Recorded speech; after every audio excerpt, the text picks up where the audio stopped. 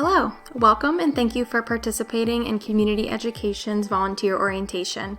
Our English for Adults program would not be possible without the support and contributions of our volunteers, so thank you for being here today.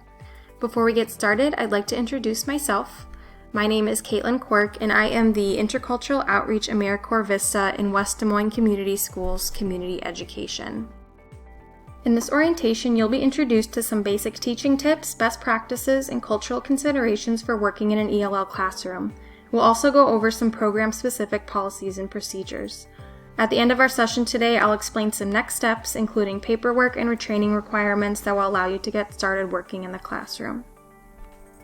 You should have received a virtual welcome folder containing the following documents: a volunteer application to be completed and returned via email or in person, an orientation manual and orientation acknowledgement form to be filled out and returned, and a summary of Community Education's programs and services. A short description of our adult English classes and contact information for our instructors can be found in the Intercultural Engagement section. In a moment, I'll explain more in depth about the classes we offer and how you can sign up to get involved. You also should have received a list of helpful links, including the Community Education website, online volunteer listings, and more training opportunities. Feel free to ask questions or offer additional information following the session. You may have prior experience teaching or working with adult learners, and we love when our volunteers contribute their expertise to our classes and share stories and knowledge with fellow volunteers, students, and teachers.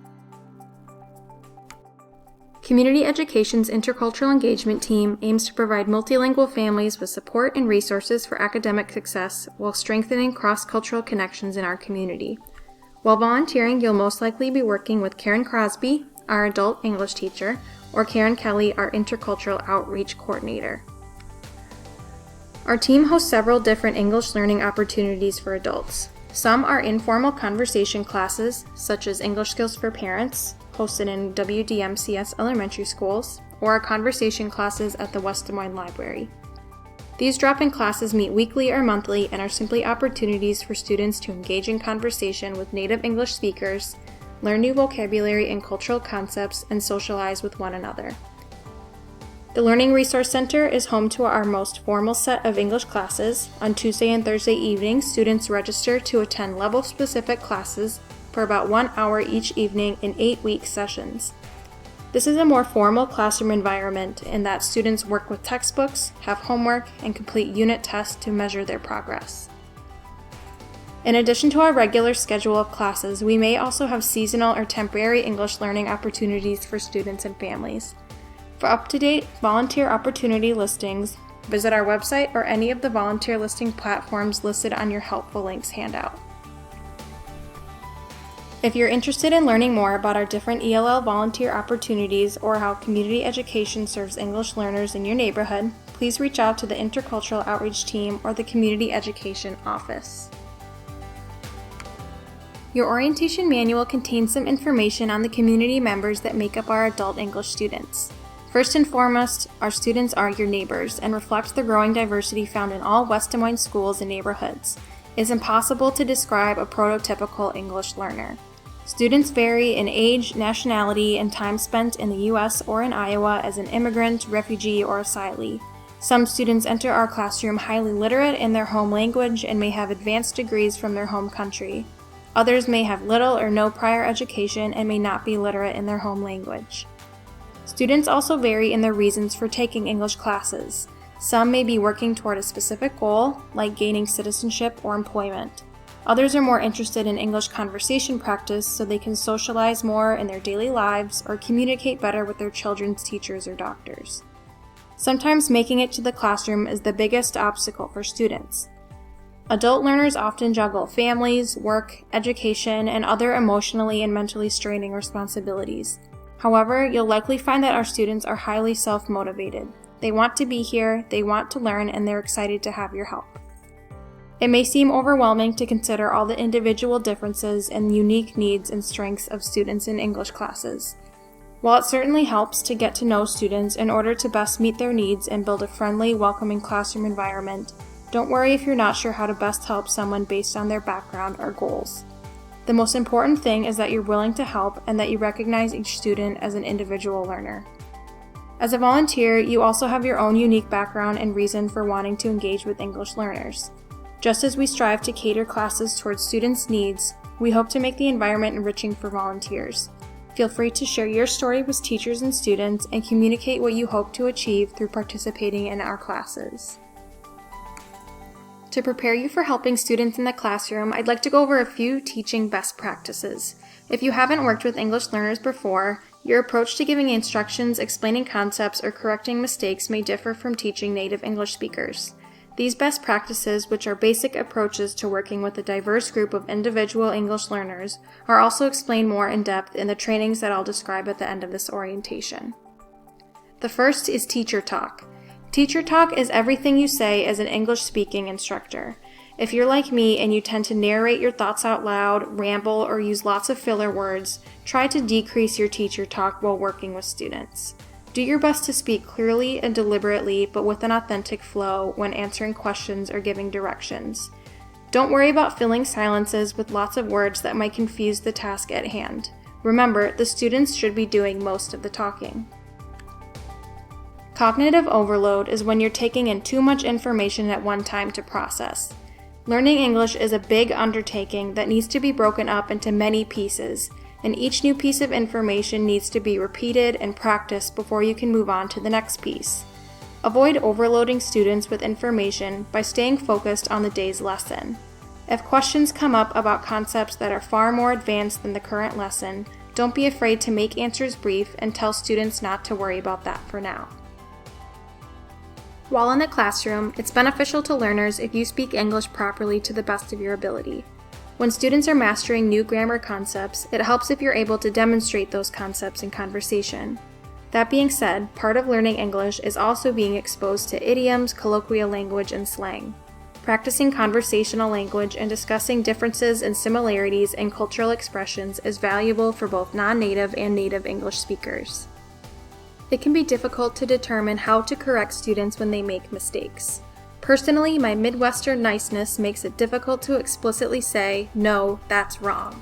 However, it's actually clearer and can be more beneficial for students to receive explicit feedback when they make a mistake. This is especially the case if the student makes an error on a specific grammar exercise you've been learning about in class that week. While this correction rule is a general best practice, individual students may prefer a different approach to correcting errors. If you're not sure how to help, ask what they prefer or ask for the teacher's help.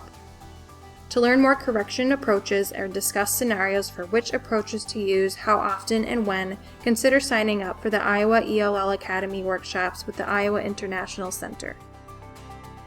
Now we're going to switch gears to some more practical information about volunteering in community education's English classes. Your orientation manual may contain a volunteer position description for working as a teaching assistant in our English classes. Please refer back to this description for refreshers on your main tasks and responsibilities in your position. If you'll be participating in our program in a capacity other than as a classroom assistant on Tuesdays and Thursdays, refer back to the online volunteer position listing or reach out to the Intercultural Outreach team for more information about your schedule and responsibilities. In general, English classroom assistants or conversation partners may be expected to partner up with students for activities or conversation practice, float around the class to answer questions or model pronunciation, or lead a small group in an activity. Our instructors are great resources if you have questions or want more or different responsibilities in the classroom. The curriculum our teachers use varies depending on the class. For our Tuesday and Thursday evening classes, students and instructors utilize the Ventures textbook series by Cambridge. Each student works through a textbook and workbook specific to their English level during and outside of class before completing a unit test. Most students complete one level each year, but some may only show incremental progress and others may appear to backslide at some times. That's okay. Learning English is a difficult process, and making a consistent effort to attend class and learn new things matters much more than showing leaps of progress each class period or unit test. During class, instructors guide students through units with grammar and vocabulary lessons and activities that incorporate all four modes of communication: reading, writing, speaking, and listening. Instructors also often utilize supplementary videos, games, and activities to reinforce learning, introduce cultural concepts, and make English class more practical for students' lives and goals. Using multiple modes of delivering instruction also caters to each student's individual learning style.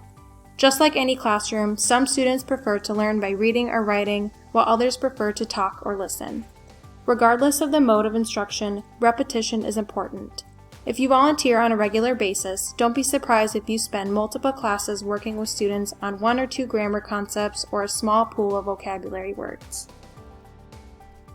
For the last chunk of this presentation, I'll be highlighting a few important housekeeping policies and procedures that can be found in your orientation manual. First up is signing up to volunteer. Depending on your position, you can build your own schedule when it comes to attending classes and working with students. If this is the case, you'll need to utilize a signup.com page that lists the time and room location of each possible volunteer shift. By visiting this online sign-up sheet, you can let us know which classes you're planning on attending. Signing up ahead of time is important for a few reasons. First, the instructor of the class will be able to know when to expect you and can prepare accordingly. We know your time is valuable, so reserving your spot ensures there aren't too many volunteers compared to students, and you'll have plenty to do during class. And these sign-up sheets allow us to track your volunteer hours and collect data to use internally or when applying for grants. If you sign up for a class and find out last minute that you can no longer attend, that's okay.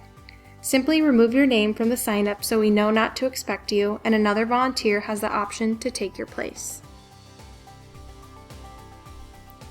The next piece I'd like to highlight is program evaluation. It's our goal to ensure that our programs are beneficial to students, teachers, and volunteers.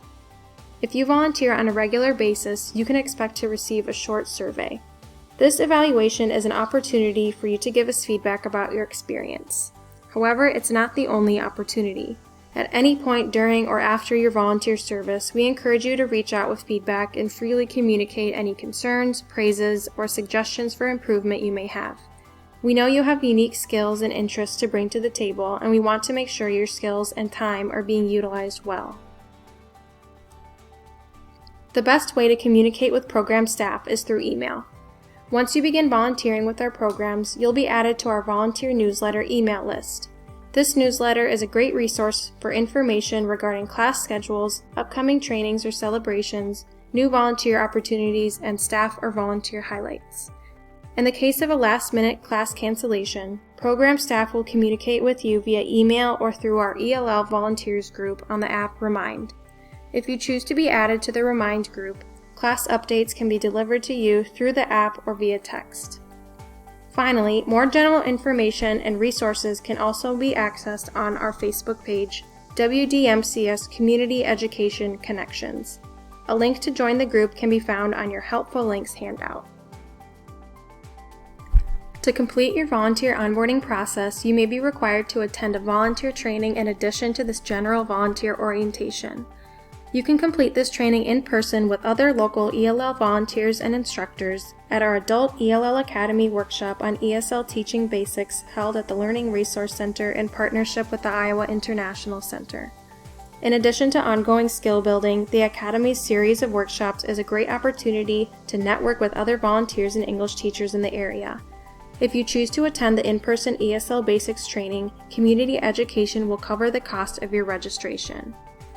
Or, if attending the in-person workshop doesn't work with your schedule, you can complete an online version through Literacy Minnesota. A link to the training can be found on your Helpful Links worksheet. After completing all the modules, you can download and email us your certificate of completion. Because our adult English classes are offered through WDMCS Community Education, our classes follow the school calendar. This means that classes are not offered during winter break or spring break, and there may be an altered schedule during summer months. Additionally, classes will not be held on days or evenings that school is canceled due to weather or another emergency. As mentioned on your school volunteer application, you may be required to complete a background check. You'll be emailed a link to a background check if you are working alone with students in a tutor capacity, or if you're working with children of students in our childcare room during classes. Once you complete the check and are emailed your results, please forward your results to us so you can be cleared to begin volunteering. When working with vulnerable populations, it's important to maintain appropriate boundaries. While we encourage you to get to know students in the classroom and share information about yourself if you wish to, Please be mindful that our volunteer opportunities do not fall into a category in which it's appropriate to transport students or their children, meet outside class to tutor students alone, accompany students to doctor's visits or other appointments, or participate in any other activity that may be considered crossing a teacher-student boundary. This also refers to keeping students' information and images confidential if they choose to share personal information about themselves during class. If you're unsure of what is or isn't okay, please ask. And if you suspect that a student may be in need of extra assistance or resources, please communicate your concerns with the teacher. Again, it is so important to us that our classes are safe, comfortable, and beneficial to everyone involved. That being said, if at any time you are unsatisfied with our programs or staff, we encourage you to bring forward your concerns to the appropriate party so they can be addressed. Just as we hold our volunteers to high standards, we expect you to do the same for us. Thank you in advance for helping to maintain and improve the quality of our programs.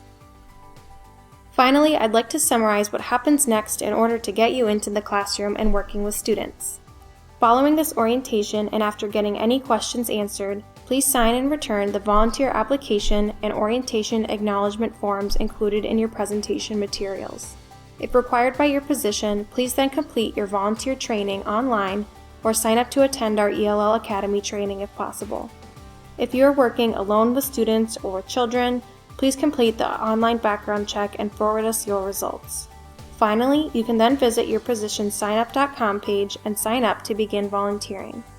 If you have any questions about what is required of your position or anything else about volunteering in our English classes, please reach out to the Intercultural Engagement Team or Community Education Office. And be sure to refer to your helpful links handout for more information about community education and our current volunteer listings.